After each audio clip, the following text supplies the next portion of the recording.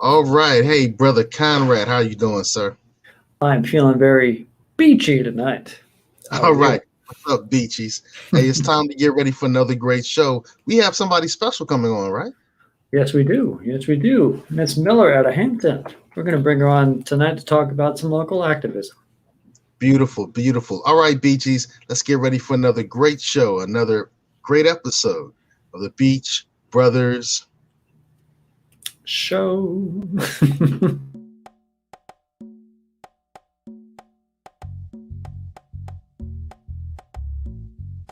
So, look, the Beach Brothers Show is a show where we deal with Virginia business and politics. Well, I'm Conrad Chesviner. I'm a Hampton West political activist. The best ideas for community improvement happen to drive me. I help folks that are approaching retirement and in their retirement years. I have what I call the empowerment agenda, and that means that everything I do is focused on empowerment. You want to give a salute to Tally and Twine. It's time for you to have a high quality watch made in Virginia, made in Portsmouth, Virginia, from Tally and Twine. We want to say thanks to Southern Volkswagen Greenbrier for their great level of sponsorship. If you need a new car, you don't need to go far. Southern Volkswagen Greenbrier. And ladies, if you want your brows to say, wow, check out IamLitaWee.com. Microblading by IamLitaWee.com. I'm Seiko Varner. I do credit fixes, tax resolutions.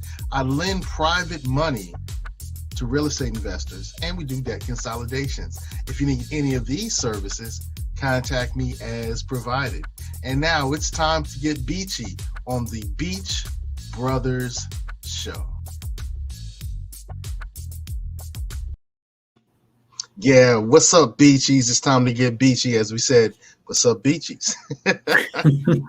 Hey, Con, man, why don't you share today's platform, today's Conrad platform? Well, the Conrad platform tonight will have to touch on, of course, with the rain. I do want to start with that. I want you guys to be careful out tonight. We're under a flood watch. My car got around pretty easily in the 757 on a sunny day because I got it at Southern Volkswagen, 1248 South Military Highway in Chesapeake. And I got it after a nice conversation with Charlie Roy. And I want you to go in and speak with him too, because you're going to want a safe and great valued car to get around on days like today, where a flood could be around the corner. But politically, I like to speak to the frustration that some of my Virginia friends have had as a result of Tuesday night's selection of Terry McCullough for the Democratic Party's nominee for governor. Many of my friends were passionate about the two Jennifers, Carol Foy and McClellan.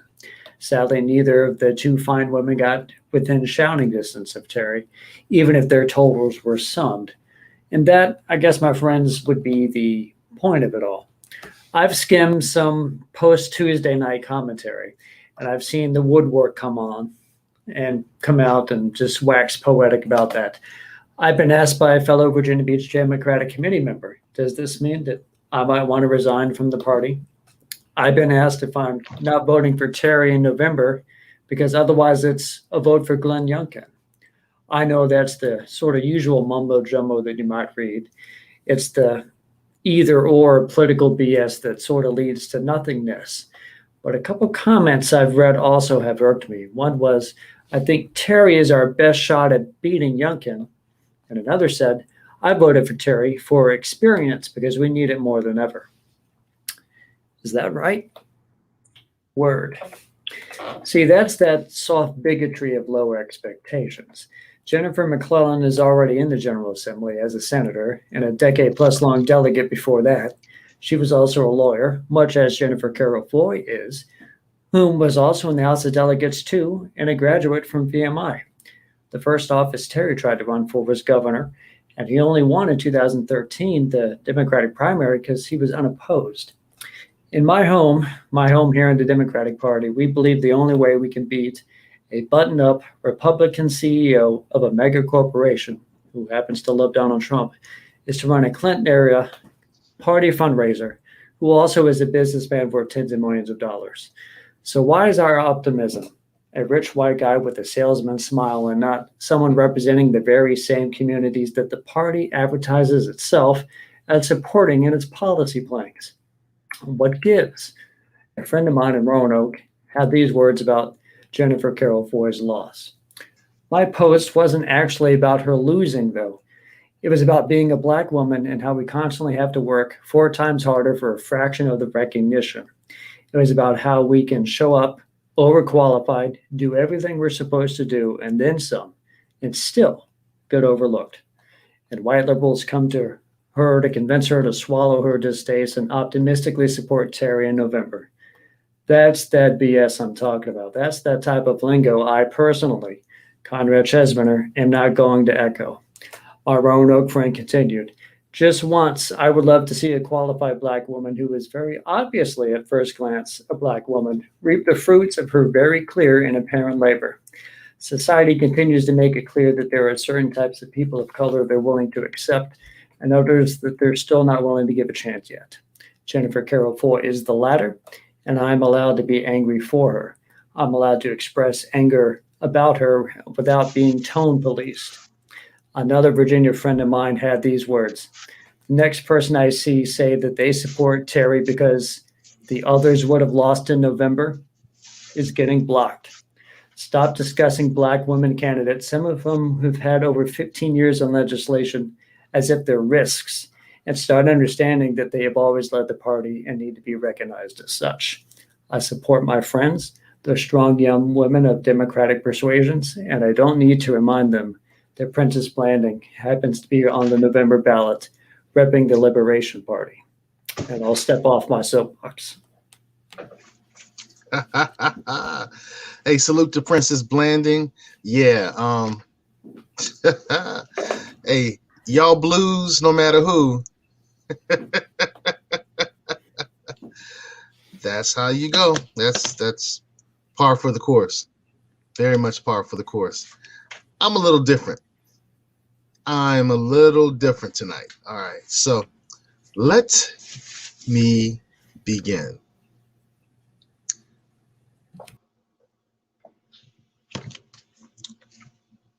I got a chance to watch the video from Joe Biden's shameful talk at Tulsa at the 100th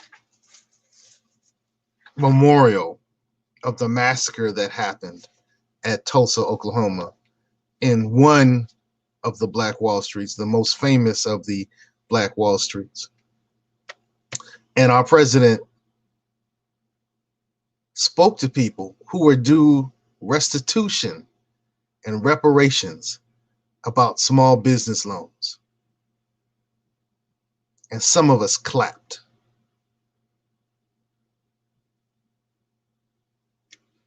Our president talked about how we need to do programs that benefit everybody in an area where people were due restitution and reparations. Everybody wasn't destroyed at Tulsa. People of color were not destroyed at Tulsa. Black and brown were not destroyed at Tulsa. Black and Asian weren't destroyed at Tulsa. Red and black, yes. The red and black continuum, you know, the black Native Americans and the red Native Americans, they were there. People of African descent were there. And so, once again, our Democrat Party, well, your Democrat Party, says again, we recognize the problems that have affected the people of African descent in the United States, and we're going to help everybody.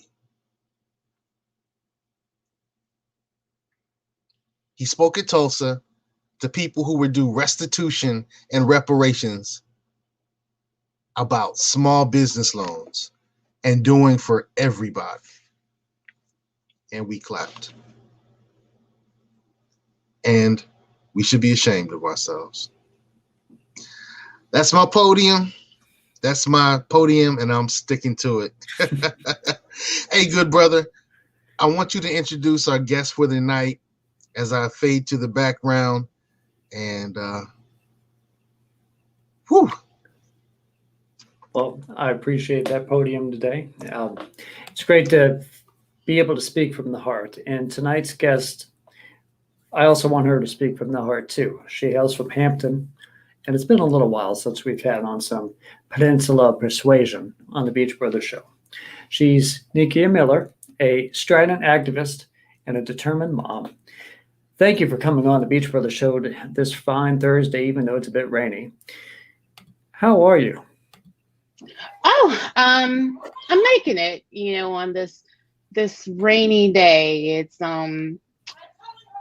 it's been an interesting week, with the primary. So I understand that you might have some interesting thoughts of yourself regarding the podiums that Seiko and I just had. I'd love to hear your thoughts. I actually do. In the gubernatorial race, I actually didn't have an issue with. I had my top three, and they were, of course, Terry McAuliffe and both Jennifers. I've had a chance to interact with all three.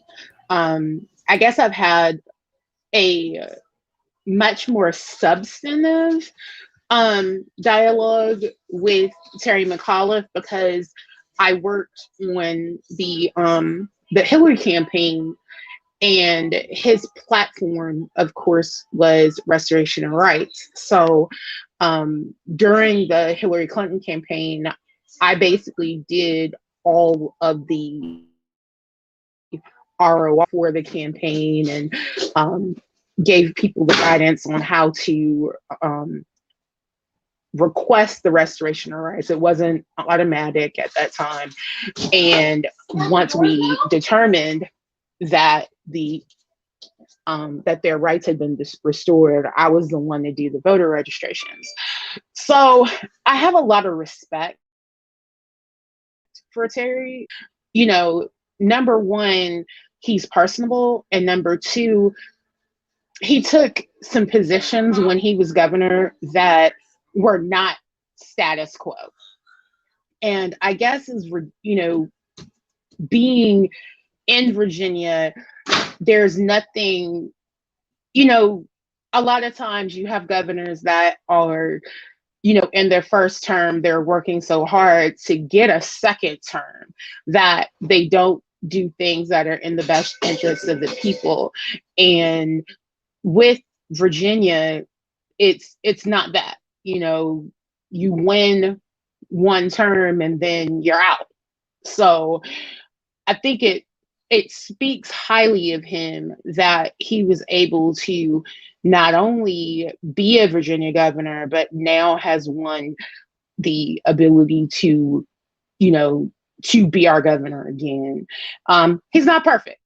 And I think that it's unrealistic for people to think that there will ever be a permanent, a perfect candidate for any office. I did take the time to learn more about both Jennifers. I had a chance to interact with them, although a little bit less than I've had a chance to interact with Terry McAuliffe. And the same sentiment that you talked about, where people were like, you have to, we need a candidate, a Black woman who you can tell that she's Black.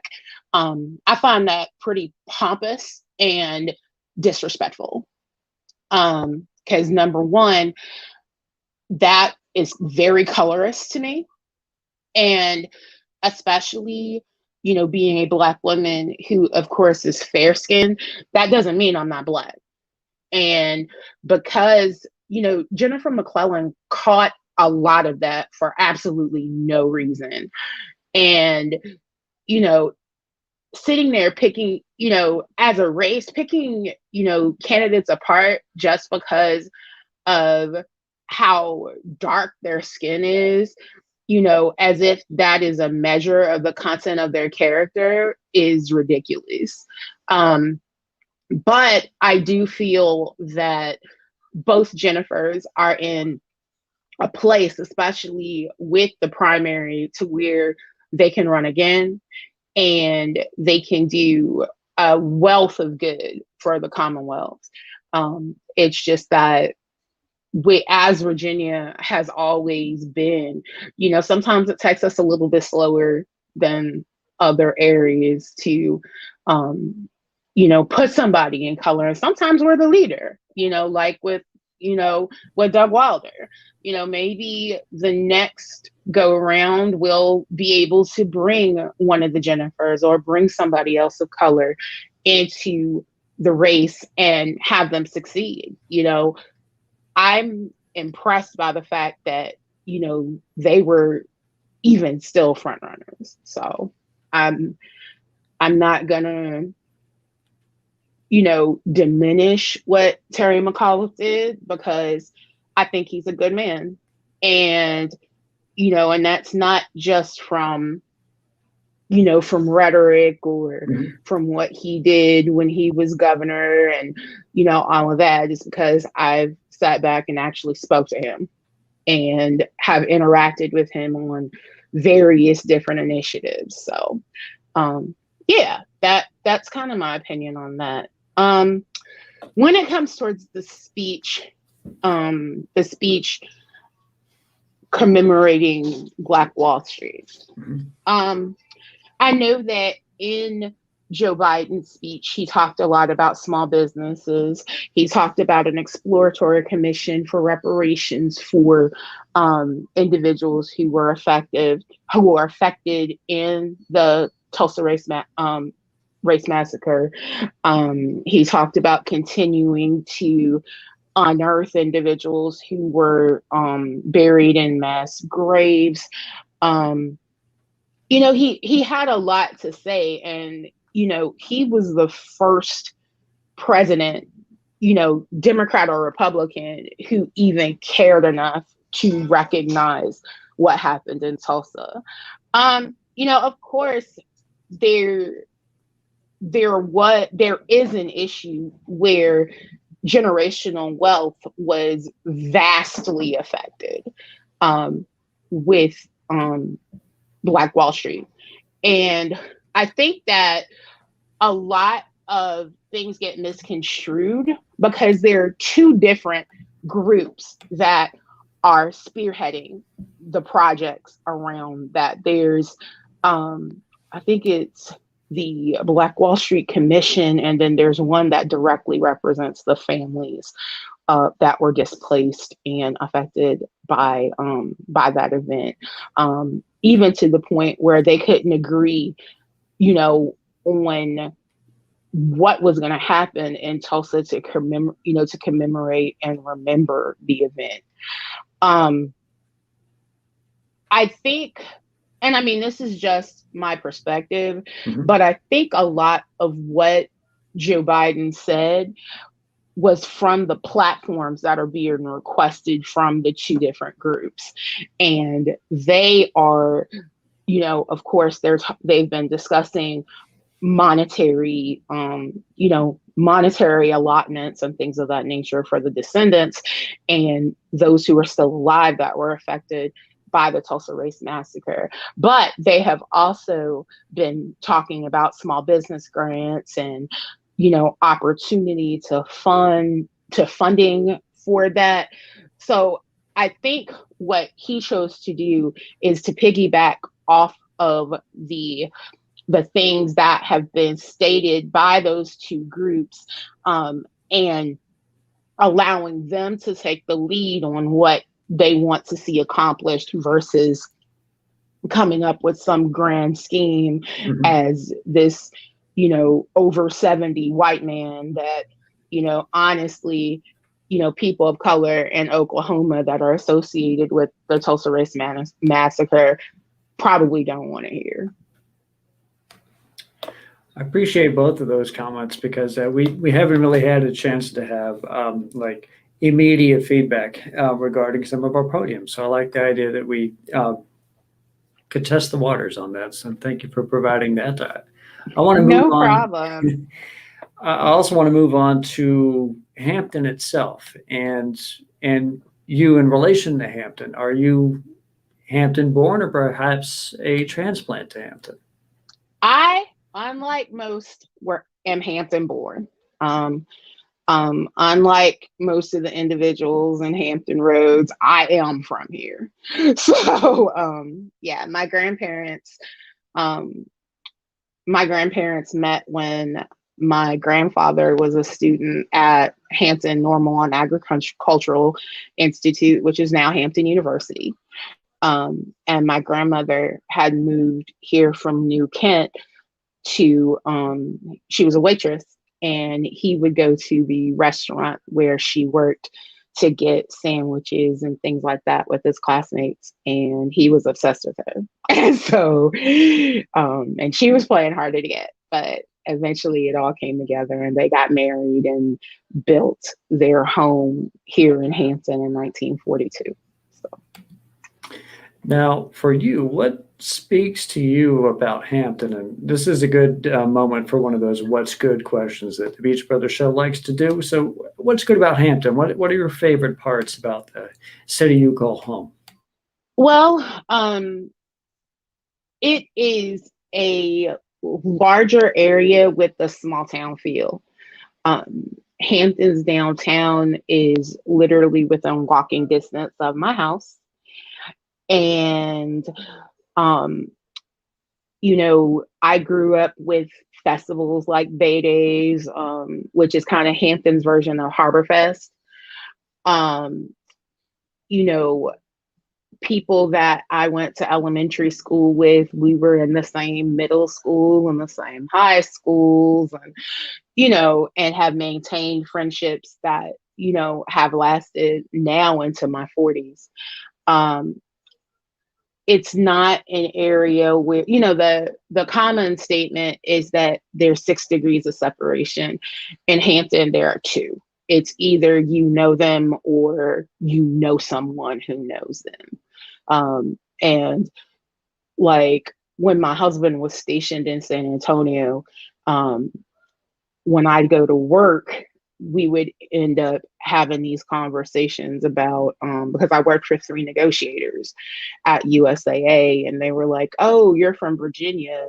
Do you know Allen Iverson?" I was like, "No, I don't know Allen Iverson, but I know people who know Allen Iverson, like directly."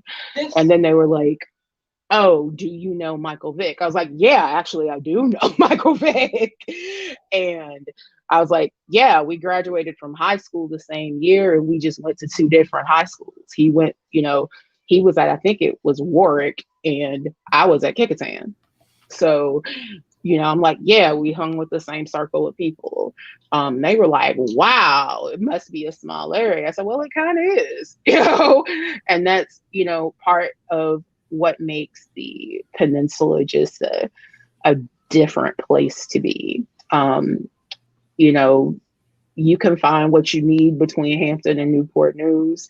And if it's super, out of the way, you go to Norfolk or to Virginia Beach. We cuss about the HRBT just like everybody else does. Mm-hmm. But yeah, I like Hampton. And that's why we chose to relocate here after my husband retired. I am curious, how often do you get asked about Ronald Curry? Not often, which is interesting as well, because, again, when we were in San Antonio, people were asking me about Mike Vick, and I was just like, okay, well, number one, you have to understand that Mike didn't become large until he got to Virginia Tech. Mm-hmm. I was like, the person who was the center of everything when I graduated was Ronald Curry. I was like, Ronald, all of the dudes who went to Hampton High School, Ronald Curry, Bobby Blizzard, all of them. And I was like, nobody was looking at Mike Vick like that because it was all about the HHS guys. But then I also told them, I said, because they were like, "What do you think is going to happen with the case?" I said, "He's going to jail." And they're like, "Well, why do you think that?" I said, "Number one, you have to understand that where he lives is 20 minutes away from the international headquarters of PETA." Mm-hmm. And I was like, number two, the Commonwealth of Virginia gave all of their get out of jail free cards to Allen Iverson. And they were just like, wow, you really know what, the people that they put on these pedestals. I'm like, yeah, they're round the way people around here. And I'm like, but that's the peninsula. Mhm. Well, that's a little bit about the greatness of peninsula sports. And man, there's a lot of great sports noted figures from both Hampton and Newport News. I think there's some that reach all the way up to Williamsburg, but again, that's all related to athletics. As for Exactly. activism, and for activism as yourself as a woman of color, is it difficult? Is it hard in Hampton Roads to be an activist? I wouldn't call it hard. But a lot of times peninsula activists get left out of a lot of things because we're on the peninsula. There's so much that happens on the South Side, like with New Virginia Majority, and the only real person that is really connected to the peninsula is Aubrey, and like I don't involve him in anything. It's your main hubs that are really doing the good work. A lot of times it's just putting yourself into those spaces as being a representative from the peninsula and doing the work. You just have to kind of connect with individuals that may be on the South Side and, put yourself out there to say, hey, I'm here, I'm in Hampton Roads, I'm just not on the South Side, so let's work. I work a lot with Michelle Wooten McFarland, with NARAL, with Carl Poole, with Eric Barrett, with just a mountain of people on the South Side that are really putting in the work. And, sometimes I might be that sole voice on the peninsula that, decides to insert themselves in different things. I've always been active with the Hampton Democratic Committee. I am the adult advisor for the Hampton Branch NAACP Youth Council. So I have a lot of opportunities to just really, be able to provide input and, to work with, just some great people. But it can absolutely be difficult with, being an activist on the peninsula because of just the size and the expanse of, Norfolk, Virginia Beach, Chesapeake, and all that area. Well, as long as you don't feel crowded out by the presence of the South Side, I think it's a good thing to be able to try to advance as much as possible. And in that vein, in your experience and your observation, what organizations do you think represent people of color in Hampton Roads to a real good extent? Definitely New Virginia Majority. There's a large contingent of individuals that are part of Moms Demand Action, Peninsula Indivisible. I'm thinking, Peninsula Indivisible. Definitely the Democratic committees when the peninsula, the Newport News Democratic Committee and the Hampton Democratic Committee. The NAACP from both cities, I think, does well for individuals, on the peninsula that are POCs, that are people of color. But you know what?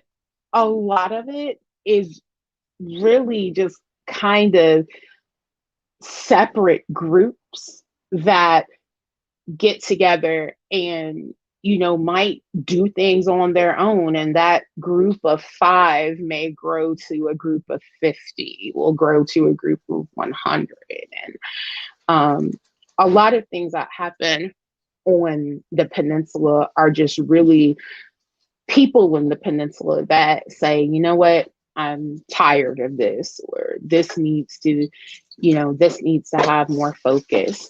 And then, which is a staple with people of color as a general, just in general, is your local churches, like, Liberty and First Baptist of Hampton and Queen Street and the Mount in Yorktown, and just the contingent, Six Mount Zion, and the contingent of Black churches that are in, that are on the peninsula, just always, do great things for, populations of color on the peninsula. I also want to touch on here more of a deep question. Justice for Celeste. Talk to us about her story. Okay. At the end of the school, at the end of March, right before the schools let out on pandemic leave, I received a phone call from my daughter's elementary school, and they proceeded to tell me that she had been sexually assaulted, and that the sexual assault had been going on for the better part of 2 school years. After I lost my mind, I tried to be objective about the situation, and I made some pretty low lift requests. I asked for them to ensure that, number one, that she was able to go to a school that was our family's choice. They refused that. We asked for them to commit to my daughter's rapist and my daughter not being in the same school ever, as long as she is in Hampton City Schools. They refused that. And I asked for them to take care of her therapy costs, and they said that they would take care of the therapy costs, but then, to date, and it's been 15 months, they have done nothing. I tried to do this their way. I spoke to the school board. I communicated in a way to where they could not deny listening to me, but they refused to respond, and they refused to do anything for my daughter, even to the point where counsel for the Hampton School Board, counsel for the Hampton School Board wrote a response stating, even if we take your client in the most favorable light, the Hampton School Board nor any of its employees are liable, accept any liability for, in this case. And when they said that, I had 2 feelings. I was like, number one, do you understand that you're talking about an 8-year-old? And number two, how pompous are you to think that over a 2-year period that you hold no responsibility for molestation that happened in one of your buildings on your watch? So we as a family made the decision to go public with this because we feel that the only way to get any type of response from Hampton City Schools is basically to embarrass them, and to embarrass them with facts. Not taking, not making up things that will gas the story, but just hard facts, police reports, and the responses from their attorneys, and the emails, and all of that information, and just putting it out there for the public to see. And hopefully from that, they will be motivated to, to basically stop bullshitting us and to do the right thing. And that's what justice for Celeste is. I want to expand on that a little bit. Is there more ways that you could think about speaking out about her story in a way that could be more so public? Well, there have been a couple of very public avenues that I've spoken about her story to this point. Wavy TV 10 did an investigative report on what happened to Celeste. The Richmond chapter of the National Action Network is involved at this point. They actually spoke at the last school board meeting on June the 2nd in support of Celeste. An article that I wrote on Medium went live on Pantsuit Nation, which is a group of roughly about 3 million people that were associated with the Hillary Clinton campaign, which brought the story a lot of traction. At this point, I'm open to any ideas, to get this in front of individuals so that we can make this right, and so that Celeste could get the justice and the relief that she deserves, for being violated the way that she was. People who watch the Beach Brothers show and others in Hampton Roads who might hear about it, how can they all support Justice for Celeste? How can we help out? The Facebook group is actually your first avenue, because if you join the Facebook group, that's where basically all of the information surrounding, Celeste's ordeal is posted. I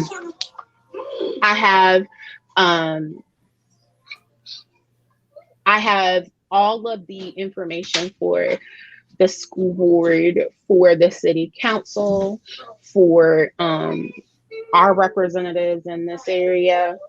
It's all at the top of the page in the announcements, as well as a change.org petition that is there, as well as a GoFundMe. We have a GoFundMe because, as you can probably imagine, a legal battle of this sort is exhaustively expensive.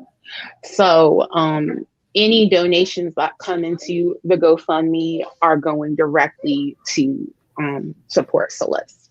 And our legal battle for her, and as recently as today, I actually processed another private school application for her, because we're not interested in her remaining in Hampton City schools now because they can't ensure her safety. And so we've been doing applications and things of that nature for private schools in Hampton Roads, and just that group is where you'll find everything. On a more because it's an emotional and hurtful, but also possibly proactive topic going forward. What other projects do you think that you might want to touch on today that you're looking forward to in 2021 that is worth mentioning and reaching out for, that we could also try to be interested in helping out for?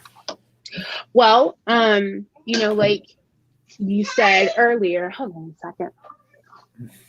I'm sorry, I had to tell my son. The first thing, of course, and this is like, if you know me at all, the one thing that I talk about on an ongoing basis is that it's small.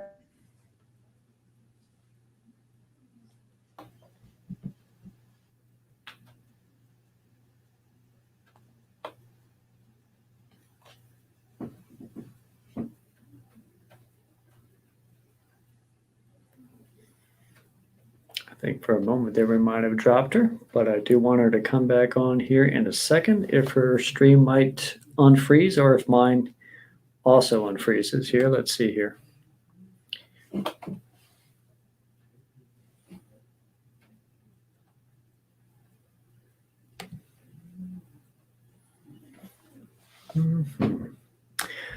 All right, we'll wait for her to come on again in a little bit. I think she might have dropped off with a little bit of the feed, but I want to get ready to get, well, I think she might be close to being back here.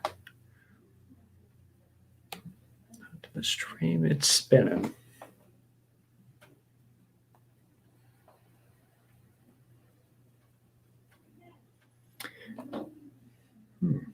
Well, as we wait for that, I want to touch on a couple things as we get ready to close out today. I also want to see if I can highlight an upcoming event that's happening this Saturday in Virginia Beach with Sabrina Wooten, a great friend of the show. And here is something she wants you to know. Sabrina Wooten from the great city of Virginia Beach, and I'm the creator and host of the Ignite Business Series Seminar. The Ignite Business Series Seminar was created with you in mind: small, women, minority, and service-disabled business owners. For instance, when local businesses needed resources for the pandemic, the Ignite Business Series Seminar created a series just for them. And when our veterans asked about services for wellness and health, the Ignite Business Series Seminar created a seminar just for those services. And when our local nonprofits wanted to know what the city of Virginia Beach offered for their organizations, the Ignite Business Series Seminar created a seminar to ensure that they understood the resources we had available. Now, I want to invite you to the next Ignite Business Series Seminar.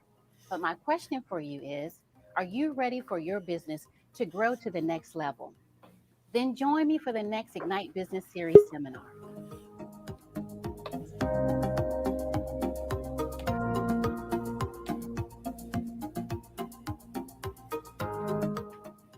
Shut up. Okay. You are back on.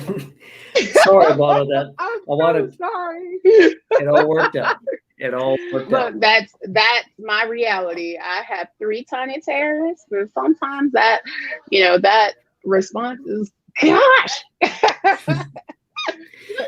Well, we were cutting through right as you were touching on other projects you might want to help out with in 2021, and maybe give it another shot if you want to tell us more about you in 2021. Absolutely. One thing, like, if anybody knows me, I am 150%, more like 1,050% committed to getting as many people registered to vote, engaged to vote, committed to vote as I can. Like, I don't even care how you vote, just that a pattern is set where, especially in the Commonwealth, that you vote every election, because we have elections every year in the Commonwealth, sometimes twice a year. So I think that, civic engagement is very, very important to me. If there are individuals who need information on how to be civically involved, who need to be registered to vote, who need any information about our local elections, I have an email address for that. It is votingrights757@gmail.com. That is, a passion for me. Give me a second. I'm going to try to bring that up on the screen. You said votingrights757@gmail. All right. And I'm showing that right now. So try to hit you up to make sure that we can get a little bit more engaged with the aspect of voting throughout the rest of the year, because there will be dates that we don't want to miss out on signing up to be able to vote before, the statewide votes come up. So definitely look that up. Exactly. When it comes towards social justice, when it comes towards civil rights, when, anything in those capacity, and holding our elected representatives to task, from city clerks to the president. I think that it's very important that individuals understand their power. And something that I talked about in the Justice for Celeste page is that the right people in the right places at the right times can change history. And, especially with my daughter's situation, if there are individuals who have more compassion on the school board, then this conversation wouldn't be happening about Justice for Celeste, because they would have done the right thing from the door. And in the last speech that I made before the school board, I pretty much so put them all on notice and was like, at one time, each one of you would have had me as your biggest advocate. But if you continue to choose not to do the right thing for Celeste, you will see me in, next to your adversary. And, sometimes that's all that individuals understand, because especially with the school boards, the last thing that they want when they're posting their election signs is to be associated with the rape of an elementary school child in the bathroom. I'm glad we were able to have you on tonight, because this is something that it needs to be out there more, so you can make sure you get as much justice for it as possible, just like all the other things you're greatly passionate about. I've seen you around for many years, being able to speak to issues that you care about. That's why I really wanted you on the show. I'm glad you were able to come on. I appreciate you having me. I hope you might be willing to come on the show many times in the future, as we just talk about politics. Absolutely. And as we get ready to close out, is there any final thoughts? Maybe you just want to have a win one for Hampton thing that you might want to say. Don't sleep on the peninsula. that's one thing I definitely want to say. For anyone who this is, they've got kids out of school now, or like Hampton City schools, they get out on Friday. God bless you, Godspeed, because I've got 3 that will be home. So, cheers to completing a good school year for the entirety of Hampton Roads, and support small businesses, because they have suffered through the pandemic. And those are my ends. Exactly. Well, again, thank you for coming on. It means a lot to us, and hopefully we get to have you on in the future. I will wish you a great night tonight, and I get ready to close out the show. So I'll catch you next time. Thanks. Thank you. As I get ready to close out the Beach Brothers show tonight, I also want a couple things to be mentioned. We've had some comments tonight, one from Andrea Dixon, which is touching more on the reparations aspect from President Biden. And she would appreciate it if he talked more about HR 40, which has been around for some time, and it's introduced every year. And also because it meant a lot to me, as you can saw by my podium, how passionate I was about that, and how passionate our guest is about that. But also the third perspective, and who I quoted from, was Ms. Keisha Preston in Roanoke, and she was able to watch tonight. I'm glad for that. And she also provided a comment I want to leave up here on the screen. I think some of it may have been cut off, but I want you guys to have a chance to perhaps read that. That way everyone's opinion can get out there. And it was important for me to read hers and just make sure everyone's voice gets heard as we get ready to have up another election season. So again, I would like to all thank you guys for watching the Beach Brothers show tonight. I would like to do some closeouts again. I want to give a couple of last minute shout outs to Southern Volkswagen getting a quality car from Charlie Roy. But also I want to shout out the Hampton Roads Black Caucus. Hope y'all look into that organization and think about joining it, much like I have. I also want to give a shout out to the Virginia Beach Progressive Caucus, a good group which just recently endorsed its first candidate, Tracy Leggett in Virginia Beach. If you're a progressive, if you feel the Democratic Party isn't sufficiently promoting your progressive views, join the Virginia Beach Progressive Caucus today. And lastly, and this will be a unique shout out considering I'm personally a disliker of guns, I want to give a shout out to Superior Pawn and Gun on 805 West Little Creek Road in Norfolk, 23505. They have a special Juneteenth Community Shooting Day coming up. Quality instructor, special guest, and more. They want you out there to learn about the aspects of gun ownership.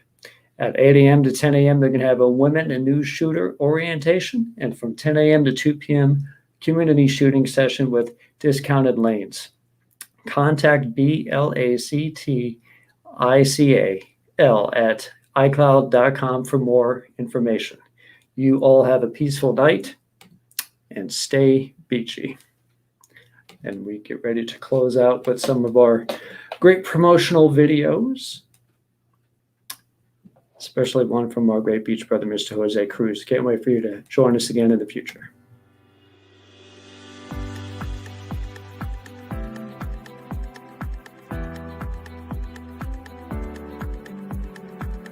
It's never too early or too late to plan for retirement.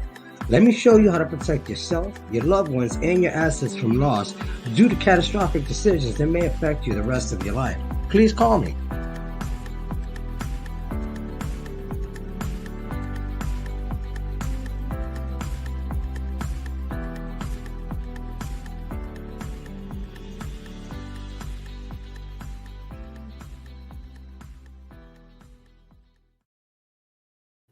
And now another word from Positive Vibes. This show was brought to you by Positive Vibes Incorporated, our consulting services. We do credit fixes, we do tax resolution, we lend private money, and debt consolidation. So if you need some of these services, we're waiting here for you.